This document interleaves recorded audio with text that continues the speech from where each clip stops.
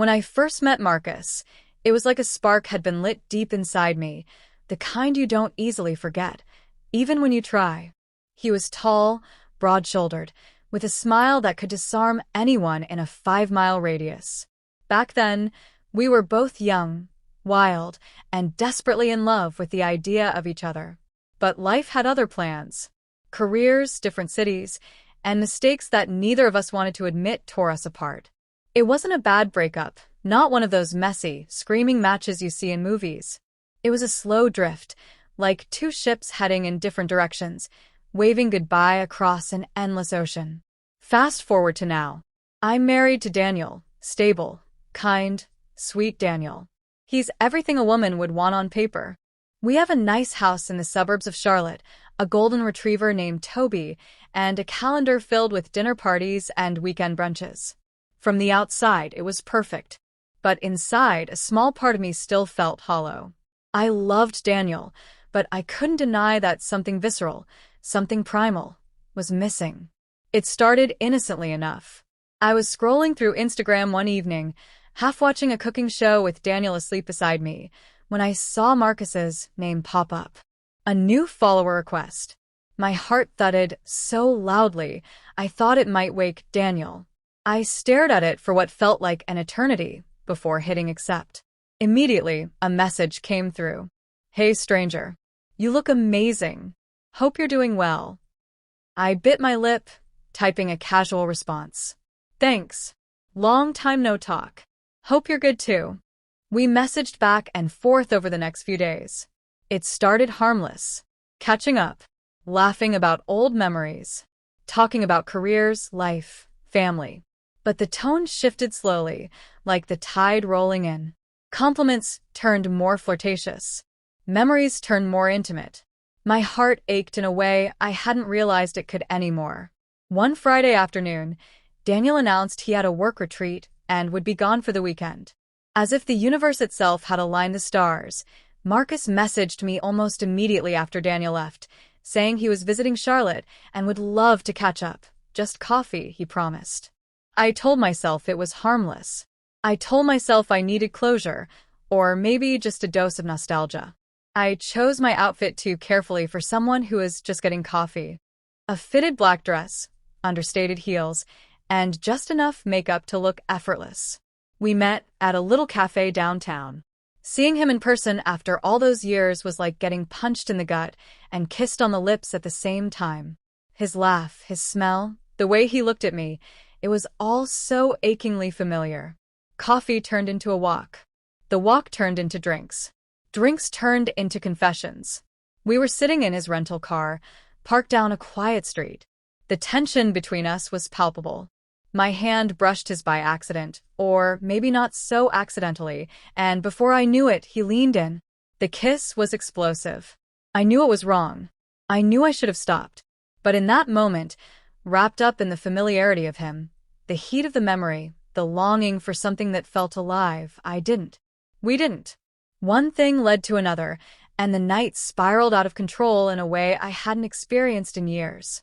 When it was over, I sat there breathless, heart pounding with a mixture of guilt and twisted satisfaction. Marcus looked at me with a softness that broke my heart in two. You still feel like home, he whispered. Tears welled in my eyes, but I pushed them back, hurriedly fixing my dress and mumbling something about needing to get home. I told myself it would stay our secret. A terrible, shameful secret, but still contained. I could shove it deep down and pretend it never happened. But secrets have a way of bleeding through even the tightest locks. Daniel came home Sunday evening, exhausted but happy to see me. I pasted on my brightest smile, trying to bury the gnawing guilt clawing at my insides. I thought I was in the clear.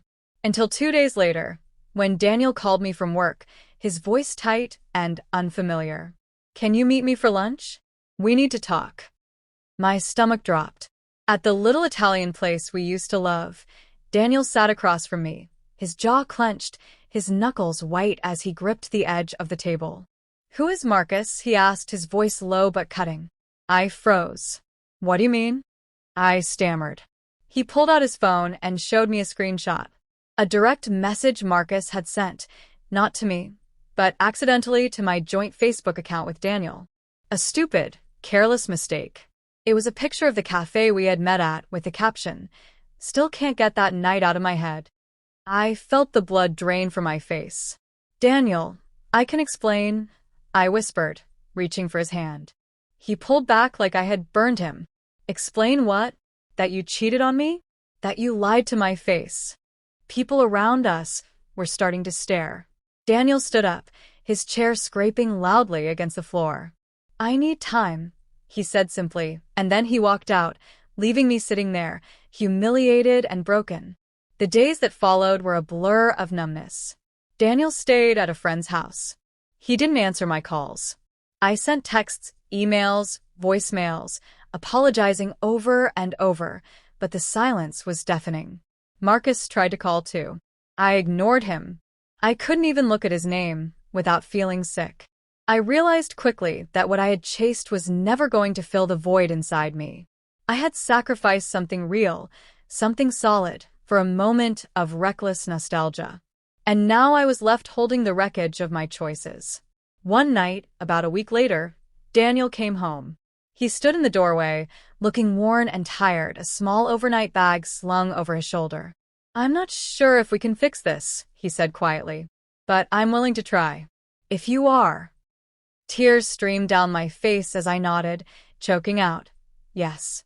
Anything. I'll do anything." Therapy followed. Long, painful conversations. Tears. Fights. Nights spent on separate sides of the bed. Slowly, we began to rebuild, brick by agonizing brick. Marcus, for his part, eventually stopped reaching out. I blocked him on every platform. I needed to move forward, to earn back Daniel's trust, and that meant cutting all ties to the past. It's been a year now. A hard year. But we're still together. Stronger, maybe, in ways that only surviving a storm together can make you. Sometimes I catch Daniel looking at me, a shadow of pain still in his eyes, and I hate myself all over again. But I also see something else there, a flicker of hope. And I hold on to that every single day. Because real love isn't the wild, burning fire that destroys everything in its path.